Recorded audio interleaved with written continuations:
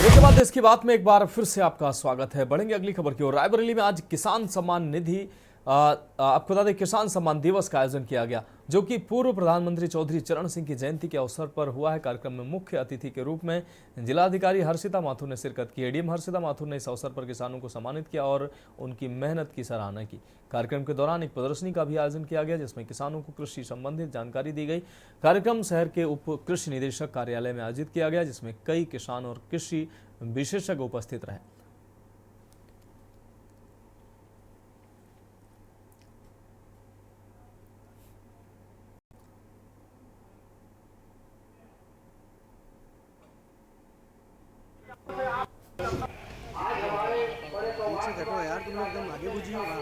देखिए, आज किसान दिवस के अवसर पर जो मेला लगा है, उसी के साथ में स्टॉल्स पर जो हमारी सरकारी सारी योजना अंतर्गत जो कार्य किए गए हैं उसका प्रदर्शनी भी लगी है।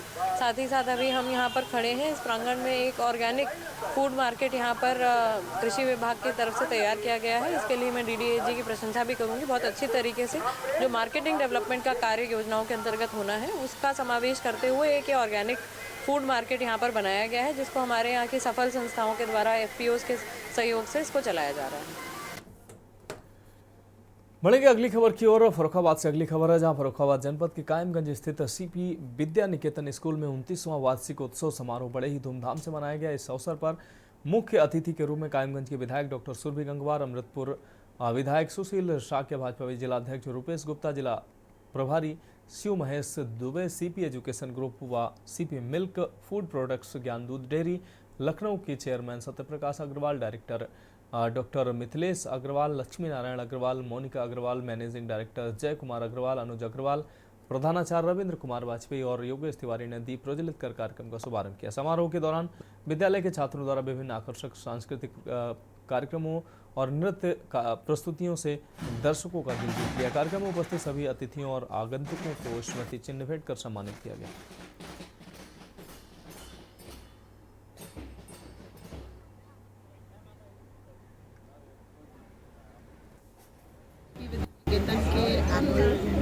एनुअल डे पर मैं सबसे पहले बधाई दूंगी यहाँ की डायरेक्टर आदरणीय श्रीमती मिथिलेश अग्रवाल जी का, सत्यप्रकाश अग्रवाल जी का, लक्ष्मी नारायण अग्रवाल जी का, मोनिका अग्रवाल जी का, और सबसे ज़्यादा हम जिनको इस कायमगंज में बाबू जी के नाम से जानते थे, मैं उनको श्रद्धा सुमन अर्पित करके ये कहना चाहती हूँ कि उन्होंने शिक्षा के क्षेत्र में जो नींव रखी, आज उस नींव की वजह से इस कायमगंज का नाम रोशन हो रहा है। और यहाँ के बच्चे कहते हैं कि अगर किसी की शिक्षा और आचरण देखने हैं तो उसके माँ और गुरु, उन दोनों के द्वारा भी शिक्षा उनके बच्चों में दिखती है।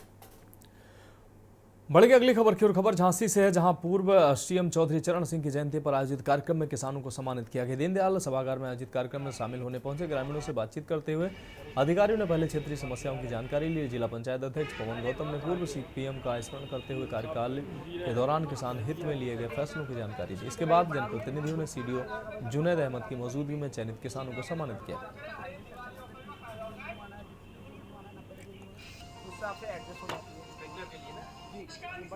भारत के पूर्व प्रधानमंत्री और किसानों के मसीहा चौधरी चरण सिंह जी की जयंती के अवसर पर किसान सम्मान दिवस के रूप में आज पूरे भारतवर्ष में मनाया जा रहा है। उसी के क्रम में आज झांसी में कृषि विभाग और जिला प्रशासन द्वारा आज यहाँ पर एक गोष्ठी रखी गई थी किसानों को लेकर के, और साथ ही साथ एक सारे स्टॉल्स ये लगाए गए थे, जैसे कि देश के प्रधानमंत्री आदरणीय श्री नरेंद्र मोदी जी का और उत्तर प्रदेश के मुख्यमंत्री योगी आदित्यनाथ जी का एक परिकल्पना है कि किसानों की आय दोगुनी कैसी हो। तो किसानों की आय दोगुनी के लिए हमें सारे ये जो स्टॉल्स लगे हैं उसका अध्ययन भी हमारे किसान भाइयों को करना चाहिए। रुक करेंगे अगली खबर का। पूर्व प्रधानमंत्री और किसानों के मसीहा चौधरी चरण सिंह की जयंती पर बुलंदशहर में विभिन्न स्थानों पर कार्यक्रम आयोजित किए गए। इस अवसर पर जिला पंचायत अध्यक्ष अतुल तेवतिया व राष्ट्रीय लोकदल के कार्यकर्ताओं ने चौधरी साहब के प्रति प्रतिमा को दूध से नहलाया। कार्यक्रम के दौरान हवन भी आयोजित किया गया, जिसमें अतुल तेवतिया ने अपने संबोधन में कहा कि युवा वर्ग को चौधरी साहब की नीतियों का पालन करते हुए राष्ट्र निर्माण की दिशा में योगदान देना चाहिए। इस दिन को विशेष रूप से मनाते हुए समाजवादी पार्टी और भारतीय जनता पार्टी के कार्यकर्ताओं ने भी अपने अपने तरीके से श्रद्धांजलि अर्पित की। जिला पंचायत अध्यक्ष अतुल तेवतिया ने इस कार्यक्रम के माध्यम से किसान नेता चौधरी चरण सिंह के योगदान को याद किया।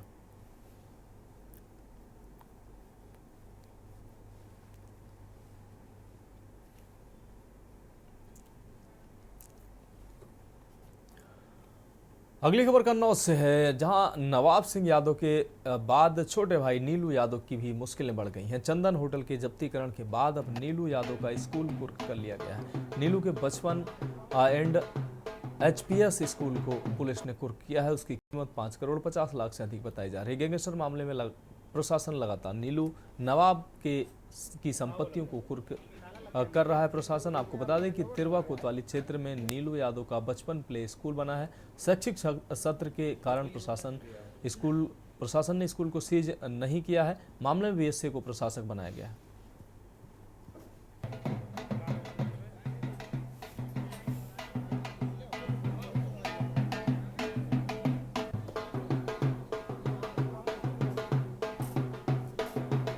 देखिए, कोतवाली कन्नौज पे मुकदमा अपराध संख्या 798/24 यूपी गैंगस्टर एक्ट का पंजीकृत किया गया था, जिसमें नवाब सिंह यादव, वीरपाल उर्फ नीलू यादव और पूजा तोमर अभियुक्त थे। इसी में गैंगस्टर 14(1) के तहत जब्तीकरण की जो है कार्रवाई प्रचलित है, जिसमें आज बचपन स्कूल जो है उसको आज अधिग्रहण लेके और BSA महोदय को उसका जो है प्रशासक नियुक्त किया गया है जिलाधिकारी महोदय द्वारा। इसी में कार्रवाई की गई है। जिलाधिकारी महोदय के क्रम में आज मुझे बचपन और AHPS स्कूल का प्रशासक नियुक्त किया गया है। ये इसलिए किया गया है कि ताकि बच्चों का पढ़ाई बाधित ना हो और पढ़ाई सुचारू रूप से चलती रहे, इसलिए मुझे प्रशासक नियुक्त किया। आपको प्रशासक क्यों बनाया गया है, क्या कार्रवाई हुई? हाँ, इस विद्यालय के इन पे कोतवाली कन्नौज में एक मुकदमा दर्ज है, जिसके क्रम में मुझे प्रशासक नियुक्त किया गया है। ये क्या कुर्क है क्या? हाँ, कुर्क किया गया है, लेकिन अब क्योंकि बच्चे इसमें संबंधित हैं, बच्चों की पढ़ाई संबंधित है, इसलिए यहाँ पे पढ़ाई की व्यवस्था को सुचारू रूप से चलाने के लिए मुझे प्रशासक बनाया।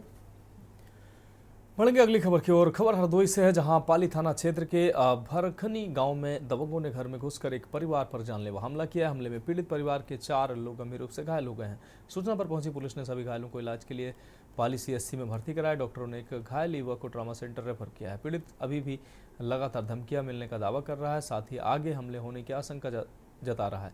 पुलिस मामले में किसी आरोपी को अभी गिरफ्तार नहीं कर सकी। हालांकि SP से शीघ्र कार्रवाई का आश्वासन मिलने की जानकारी भी दी है। तो गाली देने लगे, तो सुनाई के ने कहा कि देखो ताऊ से कि हमें गाली दे रहे, हमने पता बता दिया। इसी वजह से ताऊ गए तो कहने लगे काहे की वजह से मतलब ये कर रहे हो, तो ताऊ पे धक्का मुक्की करने लगे और मारने की मतलब कोशिश करने लगे बड़े वाले ताऊ। तो मामला सही हो गया। तो उसके बाद भावलपुर के लोगों ने बुला लिए। 5 लोगों ने मेरे ताऊ के घर से, जो पवन दीक्षित ने, हर्षित दीक्षित ने, अर्पित दीक्षित ने, हर्षित दीक्षित की ससुराल से उन्होंने अपने रिश्तेदार बुलाए। उन लोगों ने घर में आके वहाँ का कुल्हाड़ी बहुत सारी चीज़ें खुली, उनको सारे मिलचल चलिए थे। डंडा लोहे के राड थे सबके हाथों में। 5 लोग अंदर घुस के आए और उन्होंने बहुत गंभीर हालत से बहुत मारपीट की, मतलब मेरे पापा के ऊपर चला दिया।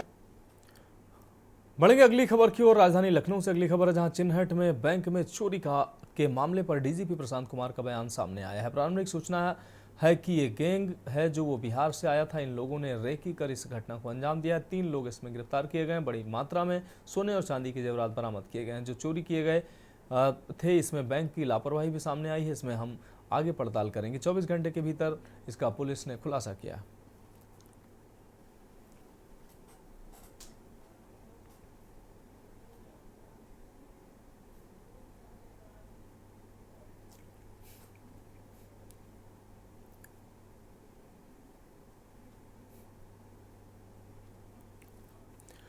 अब बढ़ेंगे अगली खबर की ओर। लखनऊ में दूल्हे की बारात के आगे 2 युवकों का हवाई फायर करते हुए वीडियो सोशल मीडिया पर वायरल हो रहा है। वीडियो में दोनों युवक दूल्हे की कार के आगे खड़े होकर फायरिंग करते हुए पिस्टल और कट्टे से फायरिंग करते हुए नजर आ रहे हैं। घटना थाना चिन्हट क्षेत्र के मटियारी इलाके की बताई जा रही है। इन युवकों की पहचान वैभव पंडित और अमन रावत के रूप में की जा रही है, जो चिन्हट के ही मटियारी इलाके के रहने वाले बताए जा रहे हैं। इंटरनेट पर रविवार से ही ये वीडियो सोशल मीडिया पर खूब वायरल है।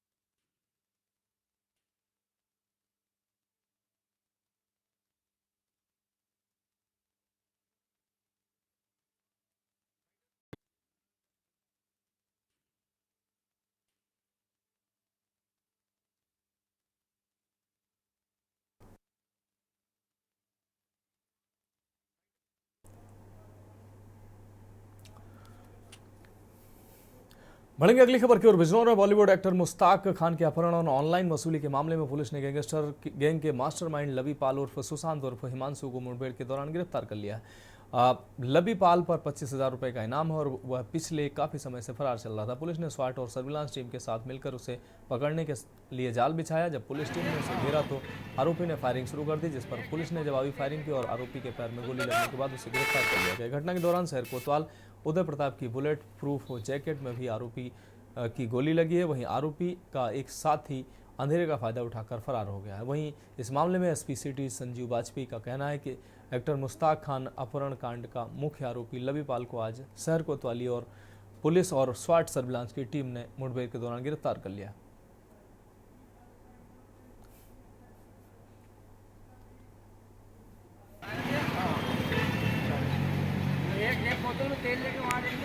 एक्टर मुश्ताक खान अपहरण कांड का मुख्य वांछित अभियुक्त लवी पाल उर्फ सुशांत चौधरी, जिस पर 25,000 रुपये का पुरस्कार घोषित था, इसको आज थाना कोतवाली पुलिस स्वाट सर्विलांस टीम द्वारा थाना कोतवाली क्षेत्र के मडावर रोड से एक मुठभेड़ के दौरान गिरफ्तार किया गया है। घायल बदमाश को उपचार हेतु जिला अस्पताल में भर्ती कराया गया है। इसके कब्जे से एक तमंचा, 3 कारतूस चले हुए, 2 कारतूस बरामद किए गए हैं। इसके कब्जे से मुश्ताक अपहरण केस में वसूले गए 35,050 रुपये भी बरामद हुए हैं। इसका एक साथी मुठभेड़ के दौरान अंधेरे का फायदा उठाकर भागने में सफल रहा है। ये पूरा गैंग शातिर अपराधियों का है। इनके विरुद्ध गैंगस्टर एक्ट में भी कार्रवाई की जाएगी। साथ ही इन्होंने जो भी संपत्ति अपराध के द्वारा अभी तक अर्जित की है, उसको संपत्ति को भी जब्त किया जाएगा।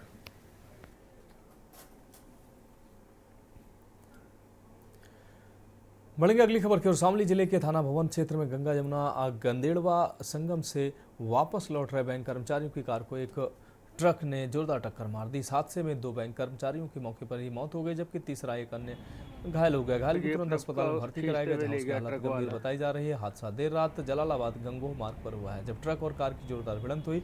मृतकों में एक बैंक कर्मचारी शामिल है जो रुड़की निवासी था और जलालाबाद स्थित पीएनबी बैंक में तैनात था। आकाश चौहान की यह पहली पोस्टिंग थी। हादसे के समय आकाश का दोस्त उदय भी कार में सवार था, जो आकाश से मिलने के लिए रुड़की से आया था। 8-9 टन के करीब लोड है गाड़ी में। हम खुद देख के आए गाड़ी को और वो गाड़ी जो है रोक।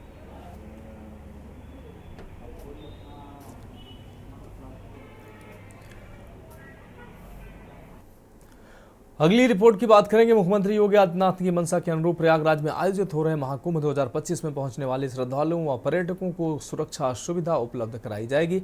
डीजीपी प्रशांत कुमार ने पुलिस मुख्यालय में प्रेस कॉन्फ्रेंस कर सुरक्षा की फुल प्रूफ व्यवस्था की जानकारी दी। डीजीपी ने दावा किया कि महाकुंभ आयोजन को 100% सफल साबित करने की सभी तैयारियां लगभग पूरी की जा चुकी हैं।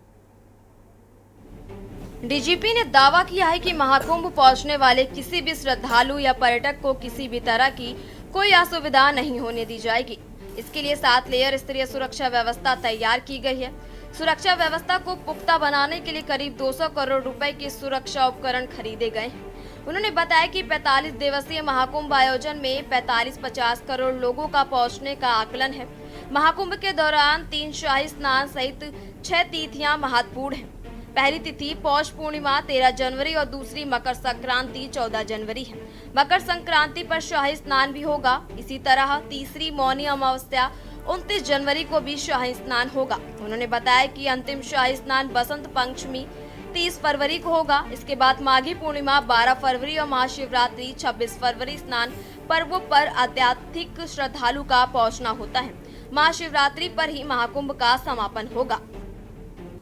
पृथ्वी पे इतने व्यक्तियों का इतने कम दिनों में आवागमन शायद ही कहीं होता है और इस वर्ष यह अनुमान है कि लगभग 40 से 50 करोड़ लोग 45 दिनों की जो मेला अवधि है उस दौरान प्रयागराज तथा अन्य धार्मिक स्थलों का भ्रमण करेंगे। 6 महत्वपूर्ण तिथियां महाकुंभ से संबंधित हैं। इनमें से 3 शाही स्नान के दिन हैं। पहली तिथि पौष पूर्णिमा की है जो कि 13 जनवरी को होगी। दूसरी मकर संक्रांति जो कि एक शाही स्नान होगा वो 14 जनवरी को होगा। उसके बाद से मौनी अमावस्या का शाही स्नान 29 जनवरी को होगा तथा अंतिम शाही स्नान वसंत पंचमी 3 फरवरी को संपन्न होगा और उसके बाद से माघी पूर्णिमा 12 फरवरी तथा महाशिवरात्रि 26 फरवरी के बाद से महाकुंभ का समापन होगा। यूपी पुलिस के शीर्ष अधिकारी प्रशांत कुमार के मुताबिक महाकुंभ के मद्देनजर डिस्ट्रस्टर सुरक्षा और लोगों को डूबने से बचने के लिए उपयोगी उपकरणों की खरीदारी की गई। इंटरनेशनल और इंटर स्टेट बॉर्डरों पर सुरक्षा के पुख्ता इंतजाम किए गए। इसके लिए संबंधित राज्यों के डीजीपी साहिबान को पहले ही पत्र लिखकर भेजे गए हैं। सभी पूरा मेला क्षेत्र सीसीटीवी कैमरे से आच्छादित होगा जो कि एआई इनेबल्ड होगा। इस दौरान हमारे जो अंतर्राष्ट्रीय सीमाएं हैं और अंतर्राज्यीय सीमाएं हैं उस पर भी चौकसी बढ़ाई जाएगी। अंतर्राष्ट्रीय सीमा पे जिस बल की जिम्मेदारी है उत्तर प्रदेश के परिप्रेक्ष्य में एसएसबी की उसके साथ भी मीटिंग हो चुकी है। जो हमारे यहाँ श्रद्धालु आ रहे हैं हम लोग 7 स्तरीय सुरक्षा व्यवस्था सुनिश्चित कराएंगे। एक तो उद्गम स्थान से भी हम उनकी मॉनिटरिंग करेंगे। इसके लिए सभी संबंधित राज्यों के महानिदेशकों को पत्र भेजा जा चुका है। फिर जैसे ही वो हमारी सीमा में आएंगे एक चेकिंग वहाँ होगी, फिर जोन के लेवल पे चेकिंग होगी, उसके बाद से कमिश्नरेट के लेवल पे चेकिंग होगी, फिर कुंभ थाना क्षेत्र में भी 3 स्तरीय सुरक्षा व्यवस्थाएं सुनिश्चित की जाएंगी। महाकुंभ को दुनिया का सबसे बड़ी जन सहभागिता वाला मेला माना जाता है। इसलिए निश्चित तौर पर 40-50 करोड़ लोगों को सुरक्षा मुहैया कराना बड़ा काम है। अब तक प्रयागराज में सुरक्षित कुंभ व महाकुंभ आयोजित होते रहे हैं, इसलिए सीएम योगी आदित्यनाथ के निर्देशों पर अमल करने के लिए उपकरण जुटाना पूरी तरह सही है, जिससे महाकुंभ पहुंचने वाले विभिन्न जिलों, राज्यों व देशों के लोग यूपी की बेहतरीन यादों के साथ वापसी कर सके। लखनऊ से के न्यूज के लिए शिवा शर्मा की रिपोर्ट।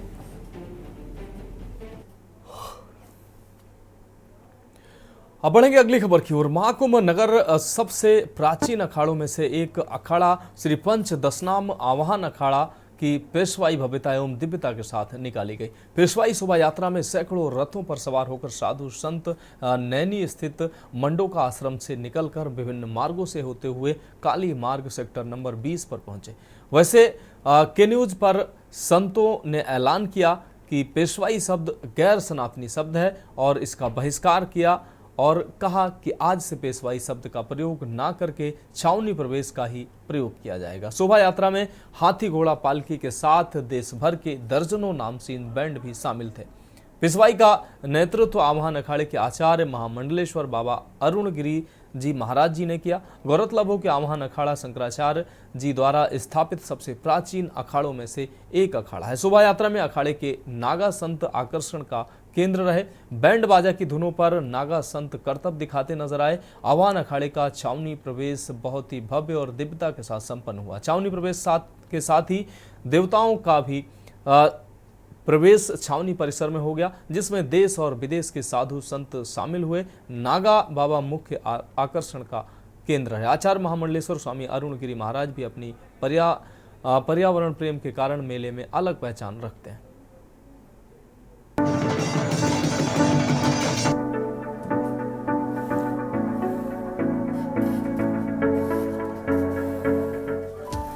आवाहन अखाड़े के साधु संत भूमि आवंटन को लेकर संतुष्ट नजर नहीं आए। आवाहन अखाड़े के नागा साधु बाबा का कहना है कि आवाहन अखाड़े को भूमि आवंटन पर्याप्त नहीं हुआ है और कुछ भूमि का आवंटन घाटों से बहुत दूर कर दिया गया है, जिससे सन्यासियों को स्नान करने के लिए कठिनाइयों का सामना करना पड़ सकता है। अभी समस्या का पूरा निदान नहीं हो पाया है, लेकिन ऐसा माना जा रहा है कि जल्दी समस्या का समाधान कर लिया जाएगा। आवाहन अखाड़े के नागा साधु बाबा ने के न्यूज से बातचीत में बताया कि एक नागा साधु कैसे बनता है। उन्होंने कहा कि नागा साधु बनने के लिए एक व्यक्ति को कठोर तप और अनुशासन का पालन करना पड़ता है। उनका मुख्य उद्देश्य धर्म की रक्षा और देश की सुरक्षा करना होता है।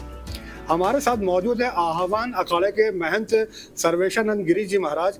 आइए उनसे थोड़ा सा जानते हैं कि भूमि आवंटन को लेकर के क्या विवाद चल रहा है। महाराज, ये जो आवंटन को लेकर विवाद हो रहा है, तो ये क्या विवाद है? विवाद नहीं है, केवल आजकल जो है धर्मद्रोही, धर्म संग्री, लंपट, भोगी, तामसी वेद के ज्ञाता लोग जो है साधु समाज की जो परंपराओं से रेल के पास, अखाड़ों के पास ही टेंट लगते थे, उनको हम तो प्रशासन से भी कहना चाहते हैं कि देखो, हमारे जो संस्था है अधिनियम 21 सन 18 के 60 के अंतर्गत ये पंजीकरण संस्था है और इस संस्था को देश और विदेश तक में सनातन धर्म का नाम उज्जवल किया तो साधु समाज ने ही नैतिकता की भावना जागृत किया। मूल समस्या क्या है महाराज? मूल समस्या ये है कि हमारे सभी संतों को आए हुए जो यहाँ मेला में पधारे हैं गंगा जी में, भाई ये प्रयागराज है, माने प्रश्नों का उत्तर देना भक्तों को, या माने याद कराना, ज्ञा माने उसको ज्ञान को प्रतीक कराना। रामाने जो होता है इसमें राग दोष नहीं होना चाहिए। अजामाने होता है किसी चीज को जनाए। साधु संत अगर यहाँ टेंट लगा कर बैठते हैं अखाड़े के सामने तो उस चीज को जनाते हैं, भगवान की भक्ति करते हैं, धूना जलाते हैं, श्रद्धालु आते हैं। अब ये जितने टीने लग गए हैं तो क्या टीनों से उनको प्रसाद भोजन मिलेगा? यात्रियों को नहीं मिलेगा। भूखा प्यासा व्यक्ति आत्मा से जाएगा और ये कुंभ माने पेट को नहीं भर के जाएगा तो क्या मतलब इनके लिए? ये जितने लगा कर बैठ गए हैं, ये धर्मद्रोही, धर्म संग्री, लंपट, भोगी, ये तामसी वेद के ज्ञाता लोग जो है बड़े बड़े जो बैठ रहे हैं पंडे लोग, अर्थात ये साधु समाज की गरिमा। महाराज, प्रशासन से क्या मांगे हैं आप लोग? हम प्रशासन के लिए गरिमा करते हैं और प्रशासन हमारे लिए बहुत अच्छा है। हम प्रशासन से ये कहना चाहते हैं कि भूमि आवंटन पुल के पास ही होना चाहिए साधु समाज। बाबा ने यह भी बताया कि नागा साधु अपने प्राणों की आहुति देने के लिए भी तैयार रहते हैं ताकि धर्म और देश की रक्षा की जा सके। ये उनकी निष्ठा और समर्पण का प्रतीक है।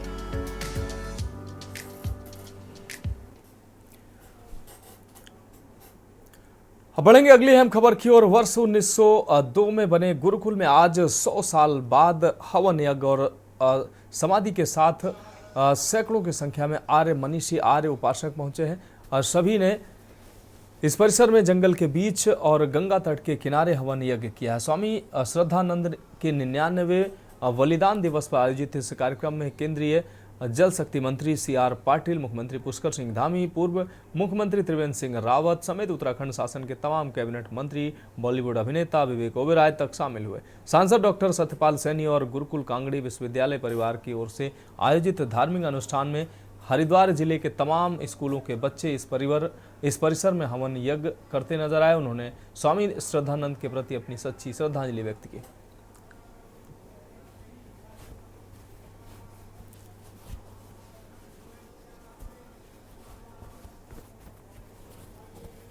उत्तराखंड के अंदर भी आदरणीय प्रधानमंत्री मोदी जी के मार्गदर्शन में, उत्तराखंड के अंदर भी आदरणीय प्रधानमंत्री मोदी जी के मार्गदर्शन में, उनके सहयोग से हमारी राज्य सरकार भी प्रदेश में सनातन संस्कृति के उन्नयन के लिए, संरक्षण के लिए, संवर्धन के लिए लगातार संकल्पित होकर काम कर रही है, उसको आगे बढ़ा रही है। उसके लिए चाहे आज हमारे चारों धाम हो, केदारनाथ धाम, बद्रीनाथ धाम का मास्टर प्लान हो, पुनर्निर्माण हो, नवनिर्माण हो, या मानसखंड मंदिर माला मिशन हो, इसके अंतर्गत हमारे सभी पौराणिक मंदिर, देव स्थान, उन सभी का नवनिर्माण किया जा रहा है, उन सभी का पुनर्निर्माण किया जा रहा है, कायाकल्प किया जा रहा है, और प्रत्येक स्तर पर जो हमारी धरोहरें है उनको विरासत के साथ विकास की तरफ आगे बढ़ाया जा रहा है।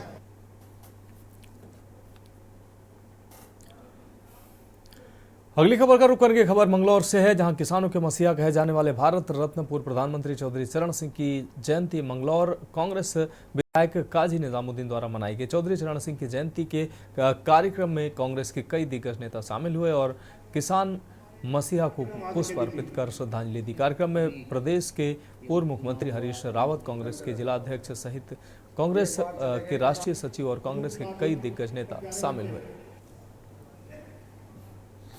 चौधरी चरण सिंह जी की पुण्यतिथि को हम लोग मनाते हैं और ये हर साल जिस दिन से चौल साहब इस दुनिया से गए हैं, मेरे पिताजी के टाइम से अब तक हम मनाते हैं। आपके चौल साहब के किसानों के मसीहा रहे, इन चौल साहब के आदर्शों को हम लोग याद कर सकें। भारत के पूर्व प्रधानमंत्री भारत रत्न श्री चौधरी चरण सिंह जी का जन्मदिन है। उनको आज इस मौके पे काजी भाई जो वर्षों से इनको याद करते हैं, तो आज उनकी जयंती है। यहाँ पर सब लोग इकट्ठे हुए हैं। आज इसलिए भी इकट्ठा हुए कि उनके दिए हुए आदर्श, एक महान व्यक्ति थे।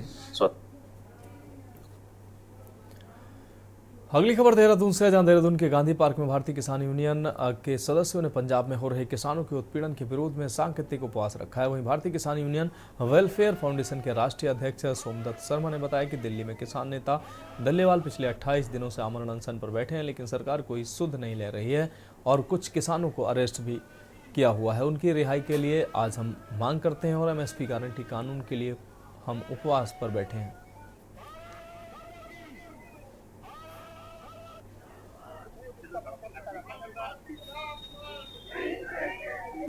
आज हमारा यहाँ गांधी पार्क में एक उपवास चल रहा है, जिसका कारण है कि हमारे दिल्ली में जो हमारे दल्लेवाल साहब किसान नेता है, आज 28 दिन हो गए आमरण अनशन पर। सरकार उनकी कोई सुध नहीं ले रही और हमारे कुछ जो किसान भाई है उन्हें अरेस्ट किया हुआ उनकी रिहाई के लिए, MSP गारंटी कानून के लिए आज हम लोग यहाँ बैठे हैं। आज हमारे किसानों के मसीहा, किसानों के भगवान कहे जाने वाले चौधरी चरण सिंह पूर्व प्रधानमंत्री, उनका आज जन्म दिवस है जो किसान दिवस के रूप में मनाते हैं। बढ़ेंगे अगली खबर की ओर। हल्द्वानी के घोलापार क्षेत्र के 750 से अधिक परिवारों के ऊपर खतरा मंडरा रहा है। वन विभाग ने बाघ जाला क्षेत्र के लोगों को अतिक्रमण हटाने का नोटिस दिया है। इसके बाद से ही ग्रामीण आंदोलित हो उठे हैं। आपको बता दें कि हल्द्वानी के बुद्ध पार्क में धरना करते हुए ग्रामीणों ने जुलूस निकालकर प्रदर्शन किया है और बाघ जाला के क्षेत्र में केंद्र सरकार की जल जीवन मिशन, राज्य सरकार की सड़क, बिजली, पानी जैसी सभी योजनाओं को दोबारा शुरू करने की मांग की है। वहीं लोगों का कहना है कि सरकार ने अतिक्रमण का नोटिस देते हुए उनकी सभी सुविधाओं को बंद कर दिया है, इसीलिए सभी ग्रामीण आंदोलनरत हैं।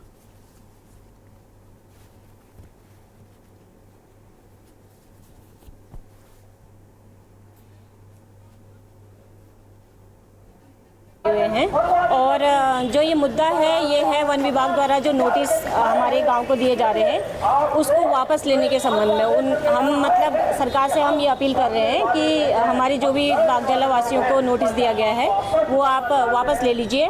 और उसके साथ साथ ही पूर्व में जब हमने ग्राम प्रधान जी के चुनाव, ग्राम प्रधान जी को लड़ने के जो उनको जिताने के लिए जो चुनाव वगैरह दिए हैं, फिर बीच में वो चुनाव हमसे छीन लिए गए। वो चुनाव के जो हमारा हक था वो हमसे छीन लिया गया, तो वो हक हमें दोबारा दिया जाए, हमें ग्राम पंचायत में हमें शामिल किया जाए। और तीसरा ये है कि जो भी विकास कार्य गांव में हुए हैं और हुए थे। पहली बात तो ये है कि बागजाला लंबे समय से बसे हुए लोग हैं और लंबे समय से बसे होने के बाद उनको पट्टे भी दिए गए थे।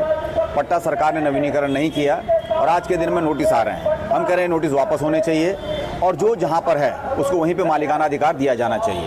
वहाँ विकास कार्यों पर रोक लगाई गई है। भारत सरकार का जल जीवन मिशन की योजना है, उसको रोक दिया गया।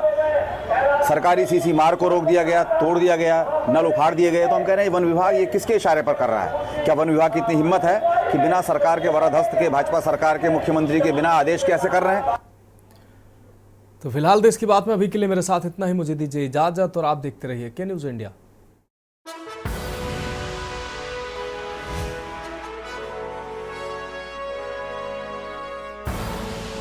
आप देख रहे हैं के न्यूज़ खबरों